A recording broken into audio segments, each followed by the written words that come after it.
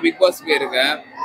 மக்கள் எனக்கு 2 வாட்டியும் அதிகமா ஓட்டு போட்டிருக்காங்க. ஓட்டு போட்டிருக்காங்கன்னா என்ன காரணம்னா என்ன பார்த்துருக்காங்க. நான் எப்படி ஏது என்ன நான் இப்போ ஓப்பனா வந்து ஒரு சில விஷயம் பேசினா கூட அவங்க தப்பா எடுத்துக்க மாட்டாங்க. ஏன்னா பாலாதானா அப்படிதான் பேசுவோம் அப்படின்னு கடந்து போயிடுவாங்க. ஸோ இது பாலாதானா நல்லா நடிச்சிருக்கான்னு தான் நினைப்பாங்க. நெகட்டிவாலாம் போக வாய்ப்பு இல்லை. ஸோ அந்த தைரியத்துல தான் பண்ணேன். படம் செம்மையா இருக்கு. நானே சொல்றேன், நான் ஃபர்ஸ்ட் டைம் பாக்குறேன். படம் சூப்பரா இருக்கு. நீங்க பாத்தீங்கன்னா கண்டிப்பா டிசப்பாயிண்டே ஆக மாட்டீங்க. நான் வந்து எதிர்பார்க்கவே இல்லை. அவ்வளவு நல்லா வந்து என்னோட டீம் வந்து எஃபர்ட் போட்டு இந்த அவுட்டு கொடுத்துருக்காங்க. படம் ரொம்ப நல்லாவே போகும். செம்ம சவுண்ட். ஆடியன்ஸோட உட்காந்து பார்க்கும்போது நான் எதிர்பார்க்காத சீனுக்கெல்லாம் கத்துனாங்க, நான் எதிர்பார்க்காத சீனுக்கெல்லாம் சிரிச்சாங்க, நான் எதிர்பார்க்காத சீனுக்கெல்லாம் வந்து ரசிச்சாங்க. ஆடியன்ஸ் எல்லாருமே ஆடியன்ஸ் மட்டும் இல்லைங்க. ப்ரெஷ் ஷோ போட்டோம் ஒரு 3 days பேக். அங்கேயுமே பார்த்தீங்கன்னா நல்ல ஒரு ரெஸ்பான்ஸ் தான். உங்களுக்கு சப்போஸ் நீங்க பாக்குற இப்ப நான் பேசுறது பாக்குற ஆடியன்ஸ் நீங்க மக்கள் பார்த்துட்டு இருந்தீங்கன்னா நீங்க எந்த ரிவ்யூ வேணா போய் பாருங்க. ரொம்ப நல்ல ரிவ்யூ சொல்லியிருக்காங்க. நான் கூட ஃபர்ஸ்ட் என்ன நினைச்சேன்னா ஓகே செட்டப் ரிவ்யூ போட்டுன்னு நினைச்சிட்டேன். இல்ல படம் பார்த்ததுக்கு அப்புறம் நிஜமாலே ரிவ்யூ வந்து கரெக்டா தான் கொடுத்துருக்காங்க. Movies really so good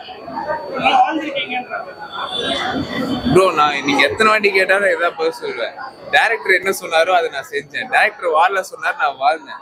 director இனிமே வாழ சொன்னாலும் நான் வாழ்வேன். I am directors man.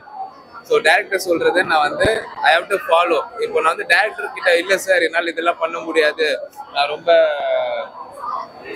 அடக்கமான பையன், நான் வந்து ஐயோயோ பொண்ணுங்களை பார்த்துட்டு தள்ளி போயிடுவேன் அப்படின்னு நான் வந்து சீன் போட்டிருந்தேன்னா இப்படி நடிச்சிருக்க முடியாது. இந்த படமும் இப்படி அவுட் வந்திருக்காது இல்லையா? ஸோ யா கண்டிப்பா நீங்க வாழ்ந்துருக்கேன்னா டேரக்டர் சொன்னாரு வாழ்ந்தாங்க. நீங்க யாரு கேட்டாலும் அதான் சொல்லுவேன். டேரக்டர் சொன்னாரு வாழ்ந்தேன், வாழ சொன்னாரு வாழ்ந்தேன்.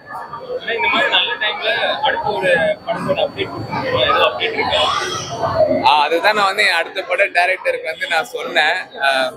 இன்னொரு 2 weeksக்குள்ள நான் வந்து அப்படின்னு வந்து கொடுத்துருவோம். ஏன்னா ரொம்ப நாளா அந்த ஒர்க் போயிட்டு இருக்கு.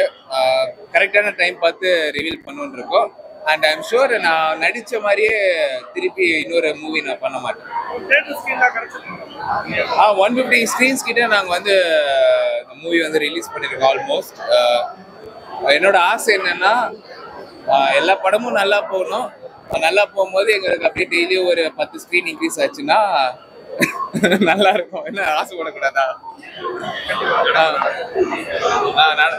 நடக்கும்.